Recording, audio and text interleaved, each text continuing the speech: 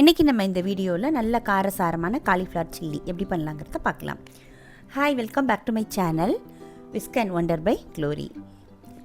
இதுக்கு நான் ஒரு காலிஃப்ளவர் எடுத்திருக்கேன். இதை எல்லாத்தையும் க்ளீன் பண்ணி குட்டி குட்டியாக கட் பண்ணி எடுத்துக்கலாம்.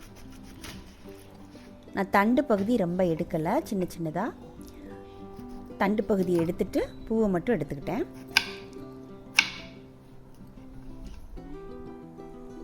இப்போ ஒரு தண்ணியை நம்ம பாத்திரத்தில் கொதிக்க வச்சுட்டு அதில் ஒரு அரை டீஸ்பூன் கிட்ட மஞ்சள் தூள், கொஞ்சமாக உப்பு போட்டு நல்லா மிக்ஸ் பண்ணிவிட்டு நம்ம க்ளீன் பண்ணி வச்ச காலிஃப்ளவரை அதில் சேர்த்துக்கலாம்.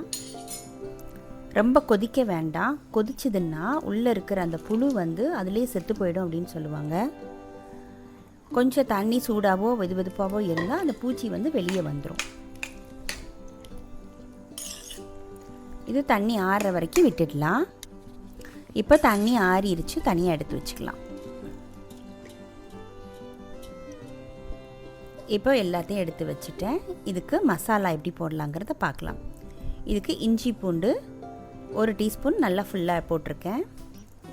தேவையான அளவு உப்பு, உங்கள் காரத்துக்கு ஏற்ற மாதிரி மிளகாய் தூள் போட்டுக்கோங்க. நான் கொஞ்சம் காரமாக வேணும்னு கொஞ்சம் எக்ஸ்ட்ராவே போட்டிருக்கேன். ரொம்ப காரம் வேணாட்டி காஷ்மீரி மிளகாத்தூள் கூட போட்டுக்கலாம். இதுக்கு 3/4 டீஸ்பூன் கிட்ட கரம் மசாலா போட்டிருக்கேன். அரை டீஸ்பூன் வரைக்கும் போதும், நான் கொஞ்சம் எக்ஸ்ட்ரா போட்டிருக்கேன். இதுக்கு கடலை மாவு ஒரு டேபிள் ஸ்பூன் போட்டிருக்கேன். ஆனால் எனக்கு பத்தலை, அதுக்கப்புறம் இன்னும் கொஞ்சம் ஒரு டேபிள் ஸ்பூன் போட்டிருக்கேன். கார்ன்ஃப்ளவர் ஒரு டேபிள் ஸ்பூன், 2 டேபிள் ஸ்பூன் கடலை மாவு, 1 டேபிள் ஸ்பூன் கிட்ட கார்ன்ஃப்ளவர் போட்டிருக்கேன். ஒரு அரை மூடி எலுமிச்சம்பழத்தை புழிஞ்சு எடுத்துக்கலாம்.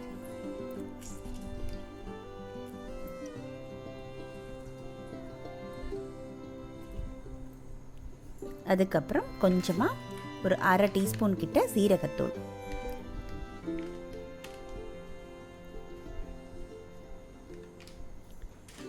இப்போது எல்லாமே போட்டாச்சு. நல்லா மிக்ஸ் பண்ணி எடுத்துக்கலாம்.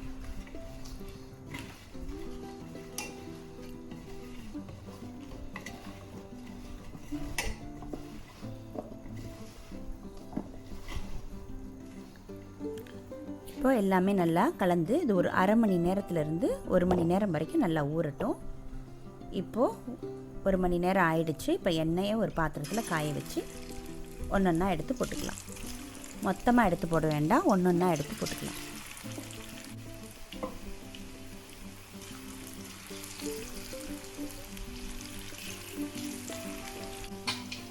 அது மாதிரி போட்ட உடனே கிளற வேண்டாம். கொஞ்சம் நேரம் விட்டதுக்கப்புறம் பெரட்டணுன்னா மசாலா பாத்திரத்தில் ஒட்டாது. நான் நல்ல நிறைய எண்ணெய் வச்சு டீப் ஃப்ரை பண்ணலை, ஓரளவு எண்ணெய் வச்சு தான் ஃப்ரை பண்ணி எடுக்கிறேன். இப்போது நல்லா ஃப்ரை ஆயிடுச்சு, எல்லாத்தையும் எடுத்துக்கலாம். இப்போது நல்ல காரசாரமான மொறுமொறுப்பான காலிஃப்ளவர் சில்லி ரெடி ஆயிடுச்சு. நல்ல மசாலா எல்லாமே நல்லா கோட் ஆகிருக்கு. அதே மாதிரி நல்லா மொறுமொறுப்பாகவும் இருக்குது. இதை நீங்கள் கண்டிப்பாக ட்ரை பண்ணி பாருங்கள். எப்படி இருந்ததுன்னு ஷேர் பண்ணுங்கள், லைக் பண்ணுங்கள், கமெண்ட் பண்ணுங்கள். தேங்க்யூ.